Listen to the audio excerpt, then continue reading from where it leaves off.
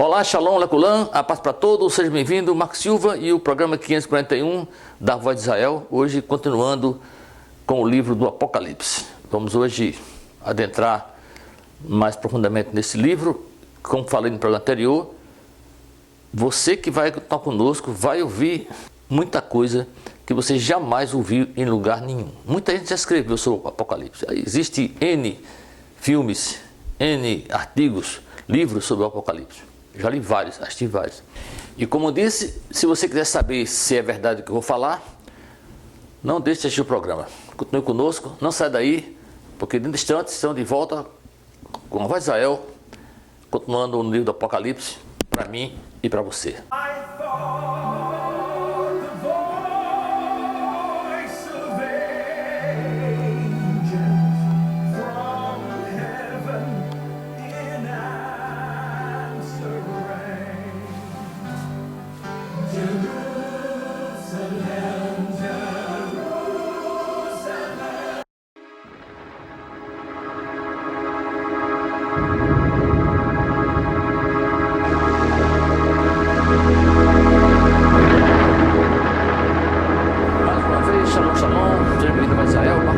E o programa 541 da nossa série Voz de Israel, hoje continuando com o livro do Apocalipse. No programa de hoje nós vamos dar prosseguimento ao capítulo 1 e iniciar o capítulo 2 do livro do Apocalipse, que é tremendo, como já falei, esse livro. Você viu que no programa passado eu expliquei a você a origem desse livro, o livro que foi escrito muito provavelmente por Yohanan, o apóstolo João, e na ilha de Patmos.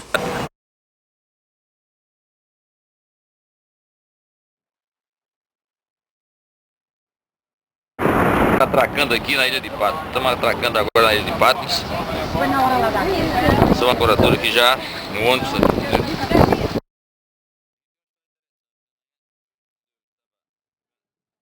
Da ilha de Patmos, a qual eu tive o privilégio de também estar lá. Como já falei, onde há citado na Bíblia lugares que essa Bíblia conta, seja do Antigo Testamento, como também do Velho Testamento, eu já estive lá. É importante que você fale daquilo que você sabe do que está falando. Eu tive esse privilégio de realmente conhecer todas as igrejas que nós vamos agora falar, a igreja do Apocalipse, na Turquia, e os lugares onde Shaul andou, como também Yeshua, que para você cristão é Jesus Cristo, e o discípulo de Yeshua. É fundamental que você entenda isso. E mostramos que o que vem nas nuvens não é nada de excepcional, a não ser o quê? O que está acontecendo no mundo. Tudo virá do céu, caindo como caiu na época do dilúvio. Só que no dilúvio foi água. Tudo virá debaixo da terra, como aconteceu no dilúvio, mas agora virá fogo, porque a terra será queimada completamente, como disse o apóstolo Kefa Pedro, aí na primeira carta, no capítulo 2, falando sobre que a terra será queimada por completo, porque essa raça humana será completamente exterminada. Há um motivo para isso e você que está nos acompanhando vai saber posteriormente, porque nós estamos mostrando a cada dia o final dessa humanidade que está mais próximo do que nunca. O Apocalipse é um livro que fala disso, da destruição da Terra. Não da Terra no sentido do planeta, mas das pessoas, da vida que aqui existe. Será consumida pelo fogo, porque a água não mata todos. O que é nascido na água, fica na água. O peixe não morre com a água, a não ser que envenene na água. Mas ainda há como sobreviver, mas o fogo não. O fogo extermina por completo. Então a realidade do fim dos tempos é o fogo, só que é um dilúvio ao contrário. Não um dilúvio de água, mas um dilúvio de fogo, acontecendo como aconteceu na época de Noé, ou para você cristão, conhecido como Noé. Uma história tremenda, mostrando que realmente a palavra do Eterno é a verdade está com ele, a Davá está com ele, ainda que a Bíblia esteja contaminada, esteja infiltrada com palavras que não é do Eterno, que não foi nenhum discípulo que ensinou, e nem tampouco Yeshua, nenhum dos seus discípulos, como o Shaul Rachalia, como muita gente entende que Shaul parece ser, né? Paulo parece, a quem chama de Paulo, parece estar ensinando o contrário da palavra. Não, Paulo foi fiel ao Eterno, seguindo os passos de Yeshua bem certo, porque ele disse, eu não vivo mais, Cristo vive em mim. Viver é andar segundo o Mashiach, Messias Yeshua. Então, se alguém fala isso e é servo, o servo cumpre o que o seu instrutor, o seu mentor O seu Senhor ensinou. Não existe Senhor de quem não obedece. Não existe Senhor de quem não obedece a Ele. O servo obedece ao seu Senhor, é fiel a Ele, em quaisquer circunstâncias.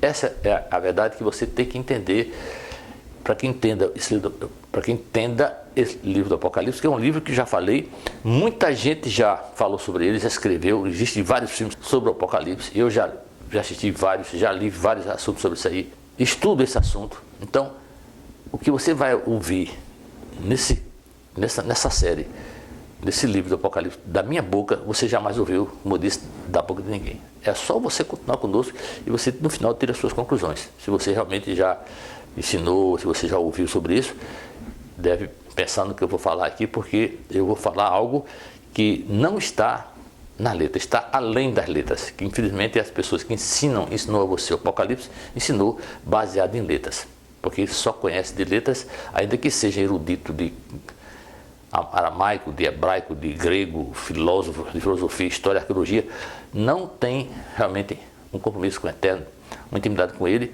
para que possa entender o que Ele está dizendo. Porque o livro do Apocalipse, a Bíblia de modo geral, ela não está aí para mostrar o que as letras dizem. E as letras só dizem coisas para quem não tem compromisso com o Eterno. Porque o trabalho do Eterno é transmitir a sua palavra para as pessoas que o amam de verdade, segue a sua instrução conforme ela é, conforme Yeshua Ben Yosef, que você conhece por Jesus Cristo, que a Igreja Católica assim o transformou, viveu e ensinou, praticou. 100% da instrução, ou seja, para a vida, que é a Torá.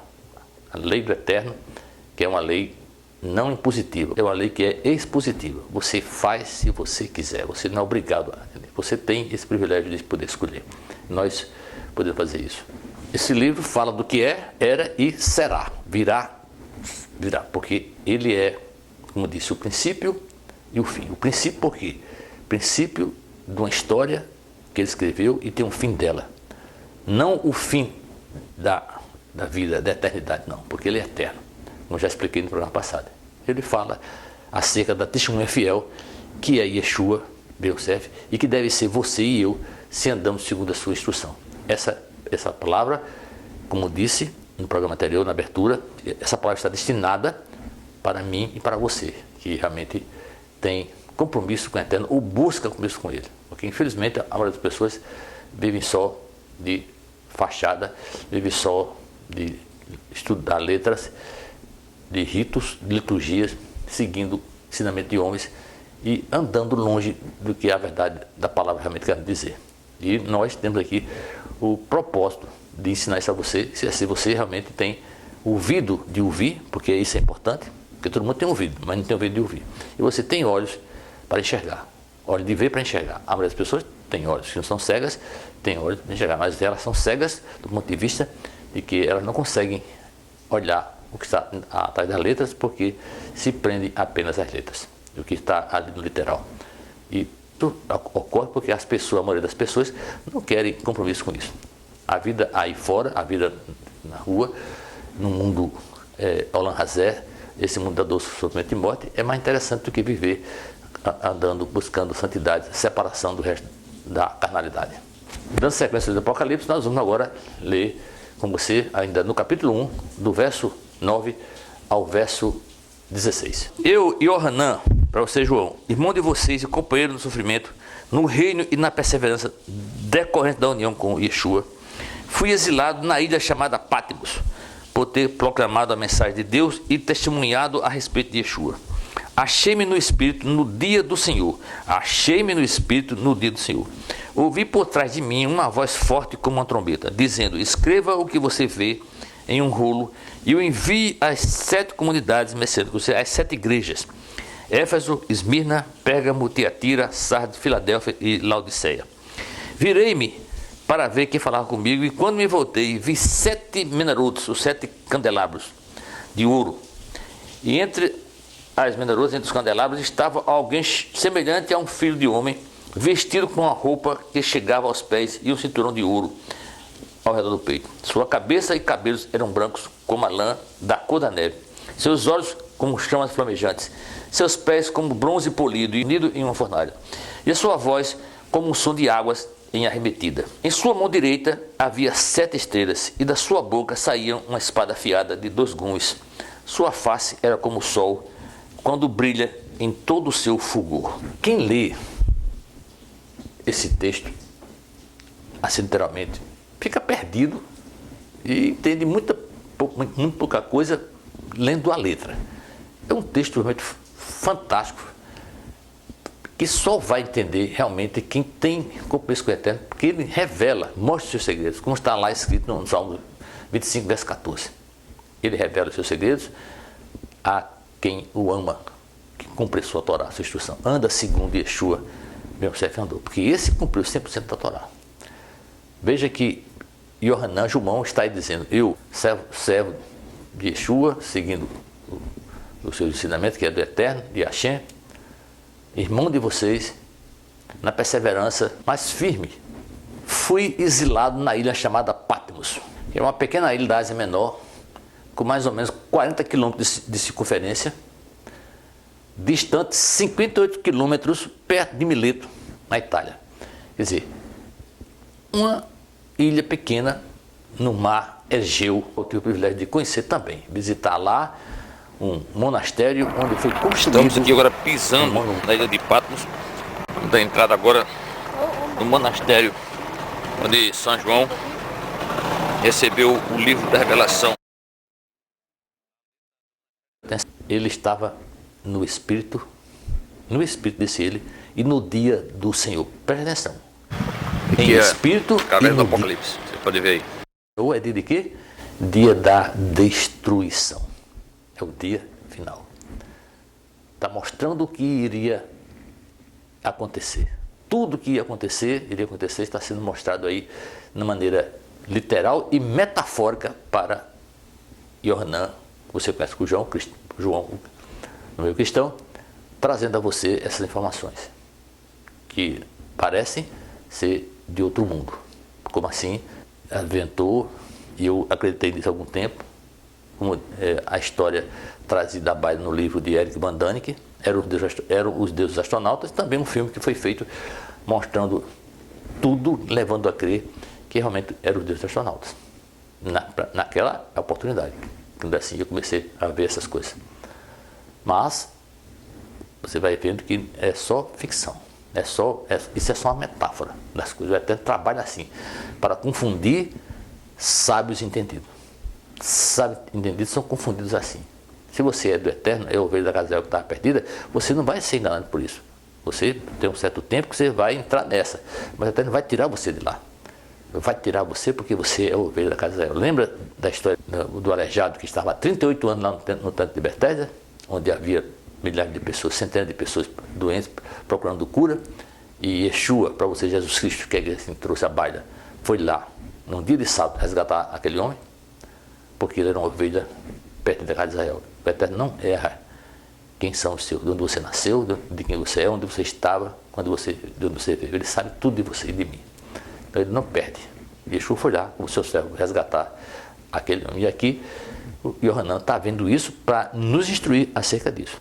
Você viu aí a nossa chegada na ilha de Patmos, também aí nesse monastério onde está essa caverna hoje, até hoje visitada por centenas de milhares de pessoas, todos os anos. Ainda que muita gente tenha desejado de ir lá e não foi ainda, porque realmente a trajetória nesse mar Egeu não é fácil navegar aí. Muita gente já naufragou aí.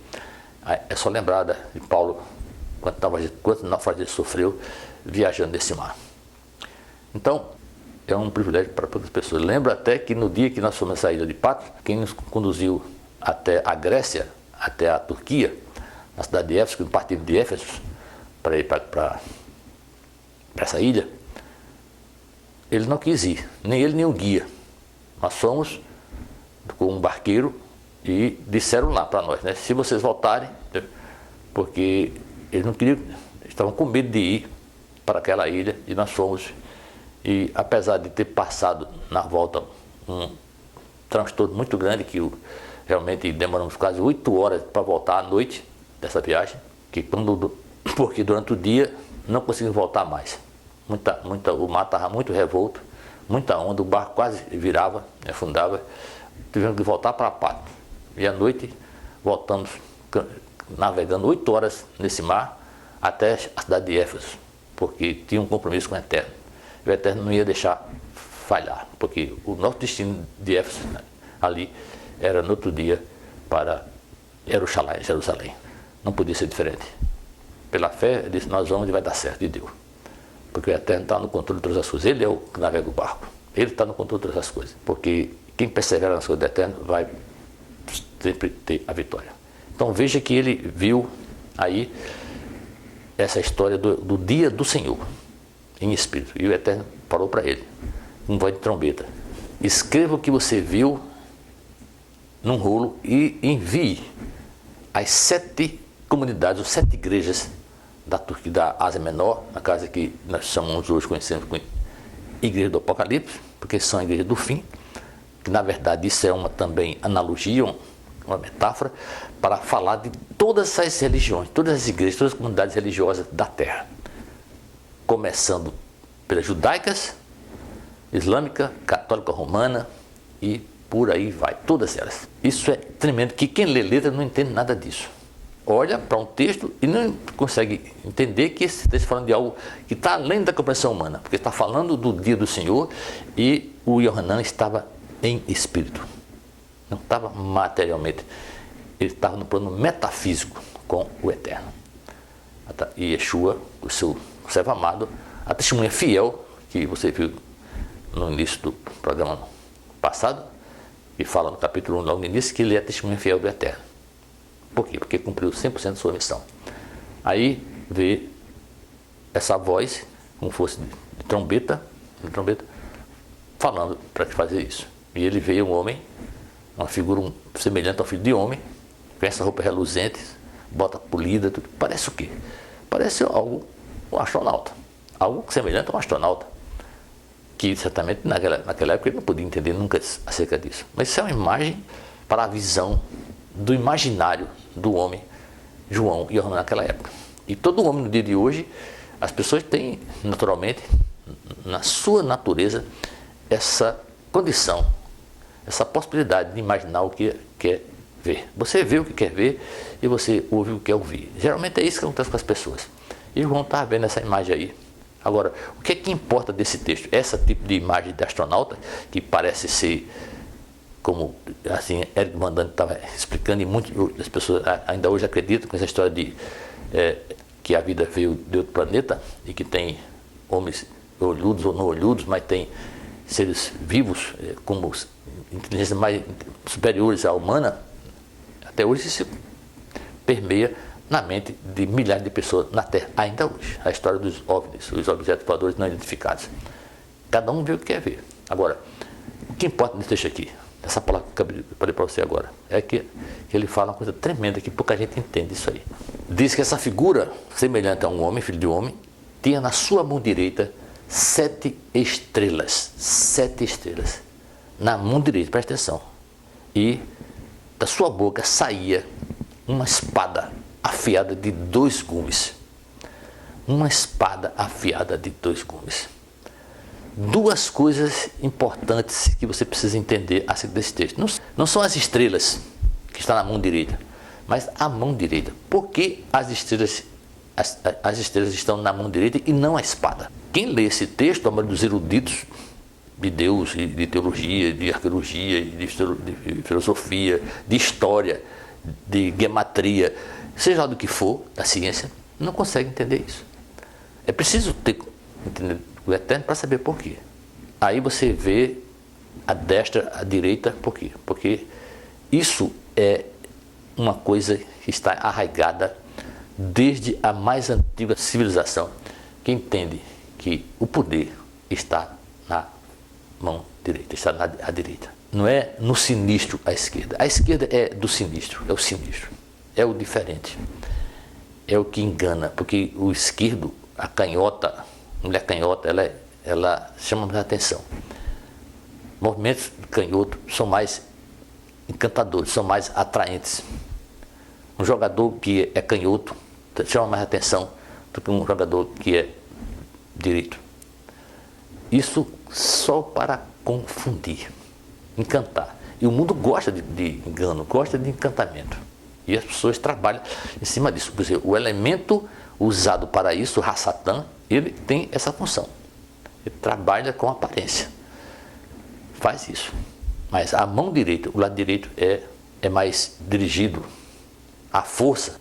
Daí a mão direita segurar essas 7 estrelas, que na verdade é uma metáfora para dizer que o Eterno está no controle de todas as religiões, todas as igrejas, todas as comunidades.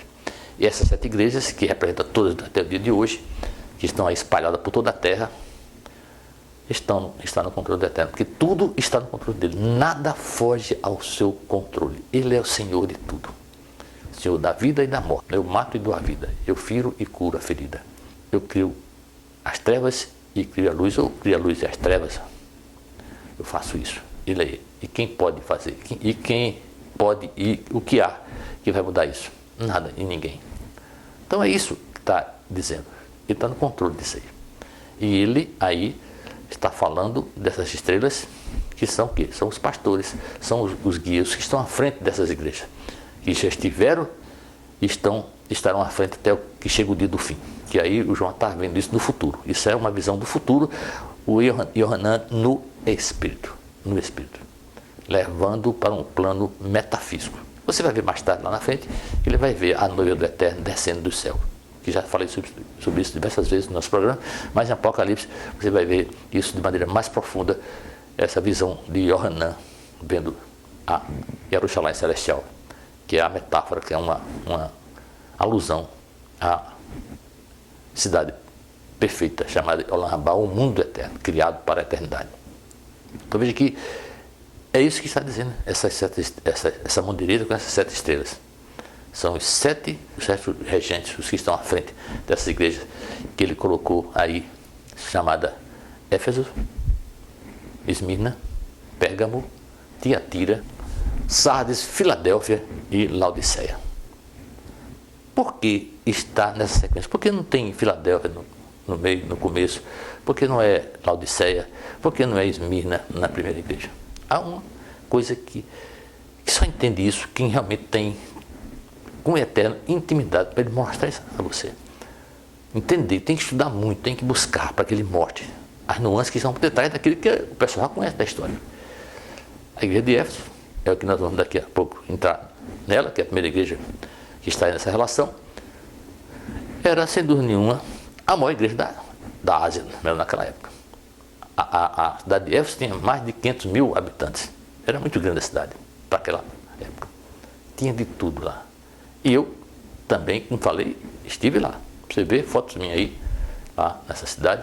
Tinha uma biblioteca, uma das maiores bibliotecas do mundo, comparável até igual ou melhor do que a biblioteca de Alexandria, no Egito, que eu também estive lá em Alexandria, no Egito, que pouca gente foi lá e conhece, mostrando que o Eterno sabe o que está fazendo. Lá havia muita literatura filosófica, de pensamentos, de história, livro de todas as nações que naquela época existiam na Terra, naquela oportunidade. E veja que Éfeso tem essa população, uma população diversificada. Tinha romanos, havia lá judeus, turcos, então uma diversificada, mas o propósito dessa igreja, você vai ver daqui a pouco, quando chegamos no capítulo 2, para falar sobre a igreja de Éfeso, que é a primeira igreja que nós vamos estudar. Então veja que esses 7 pastores, 7 comandantes, 7 regentes da igreja, mais uma vez digo a você, que estão hoje à frente das comunidades religiosas, de qualquer religião, principalmente das religiões cristã, na judaica, cristã e muçulmana, que é as 3 religiões que se diz monoteísta, ainda que o cristianismo católico, romano e também evangélico cuide de um Deus trino, um Deus que é 3 e não, que é 3 em 1, não um só. Então veja que é importante. Agora, o que chama a atenção nesse texto é a história de uma espada afiada que sai da sua boca. Espada afiada de 2 gumes.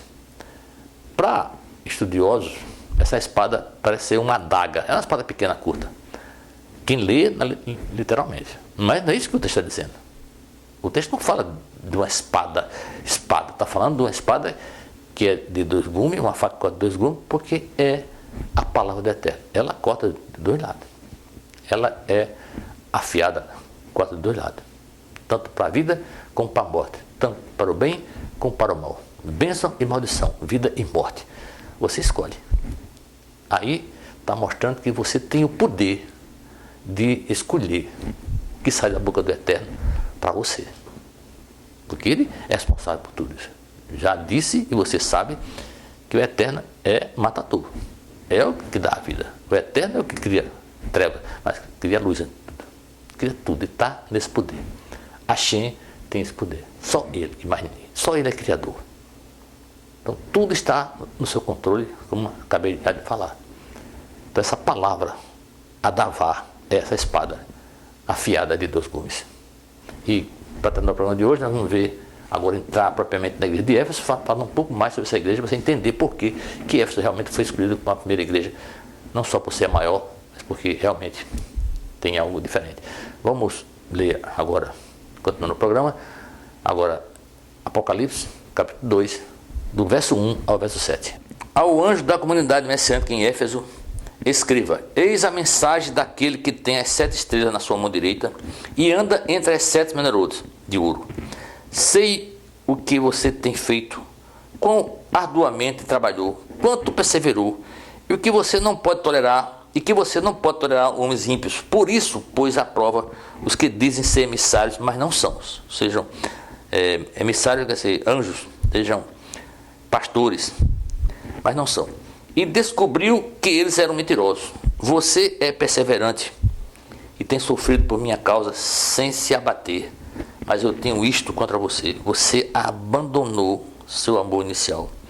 Portanto, lembre-se de onde estava antes de cair. Afaste desse pecado e faça o que praticava antes.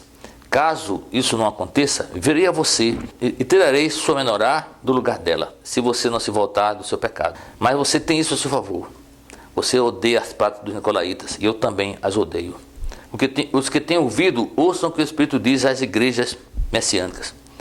Ao que vencer, darei o direito de comer da árvore da vida, que está no Gan Éden de Deus.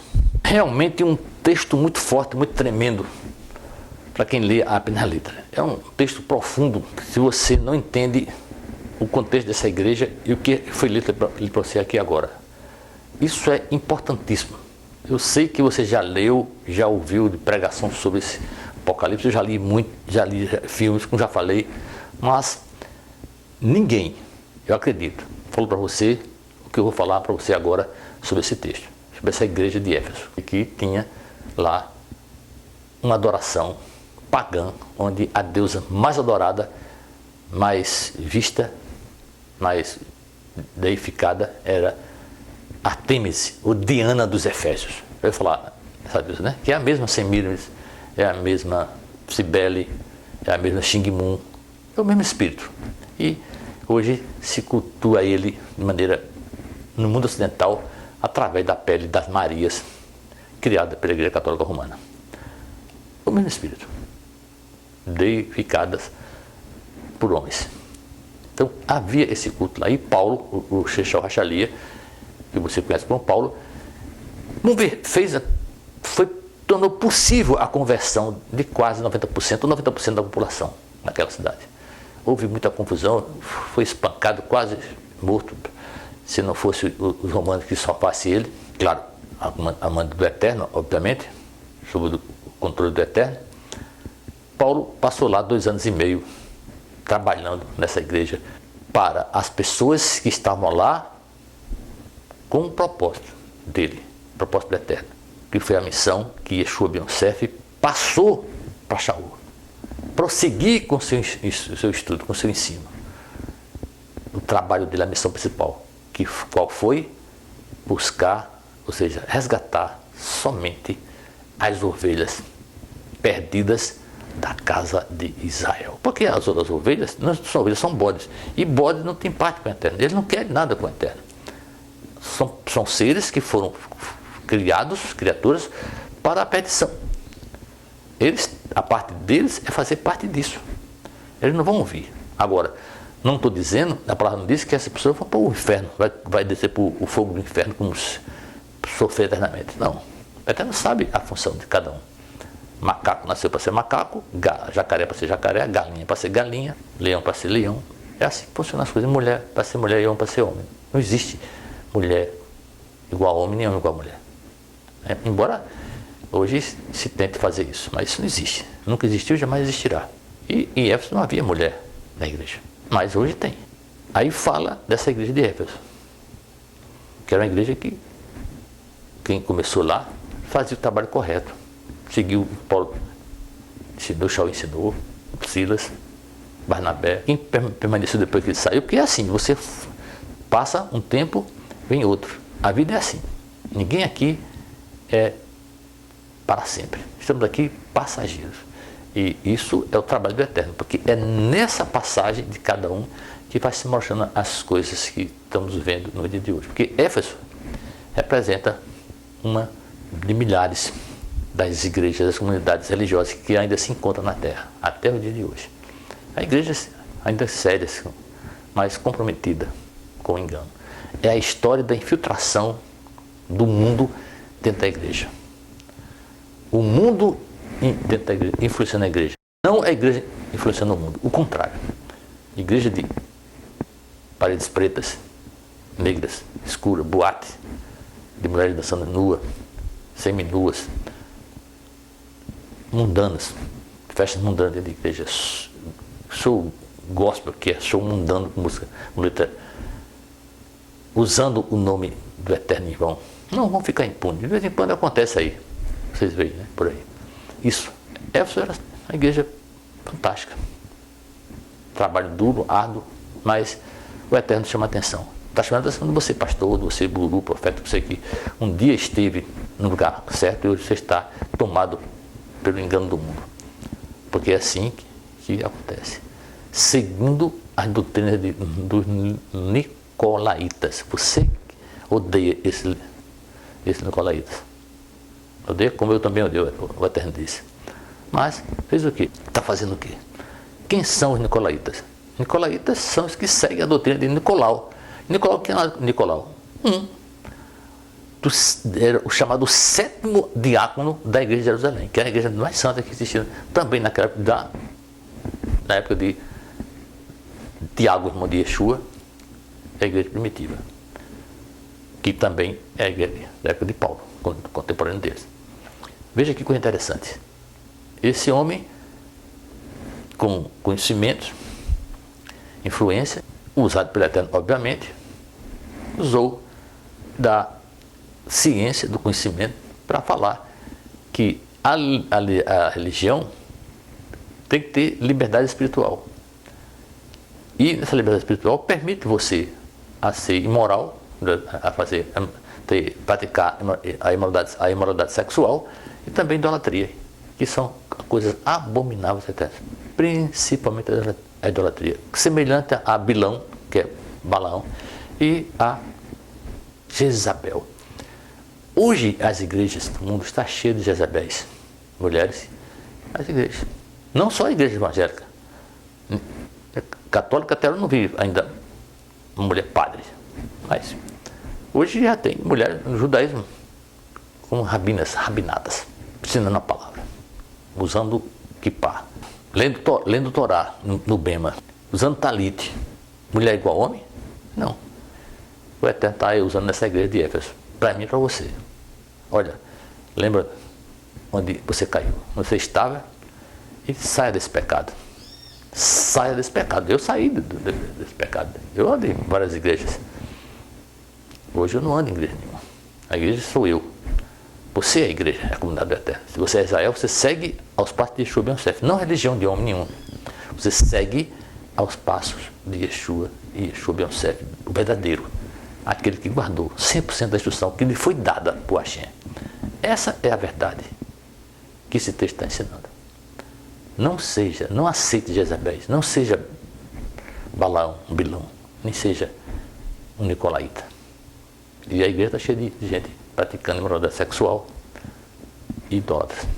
quando você, como eu disse, adora um homem como Deus, você é um idólatra. Você adora um pastor, seja o que for, como Deus, você é um idólatra. E assim está caminhando a humanidade para a destruição. Porque, como disse, esse livro do Apocalipse fala da destruição total. E nós vamos, ao longo desse estudo, mostrar a você, cada igreja deve prestar atenção para você imaginar onde você se encontra, onde você esteve e se encontra agora. E pensar se você realmente é ovelha da casa de Israel que está perdida. Pode ser achada ou está sendo achada. Lembrando ainda que essa carta, cada carta ele encerra dando um prêmio às pessoas que perseverarem, que realmente vencer.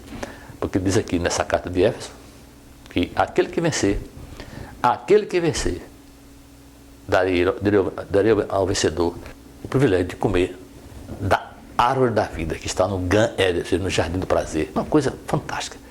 Agora diz, se você tiver ouvidos de ouvir, aquele que tem ouvido de ouvir, ouça que o Espírito é quem? É Yeshua? É Jesus?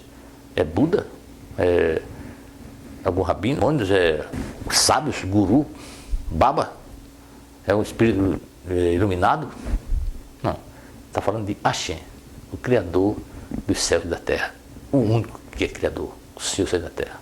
Essa é a mensagem para essa igreja de Éfeso. Então, esse foi o programa de hoje. Mais uma vez, terminando o programa. E, como de sempre, vamos agradecer ao Eterno por esse privilégio tremendo que tem nos dado.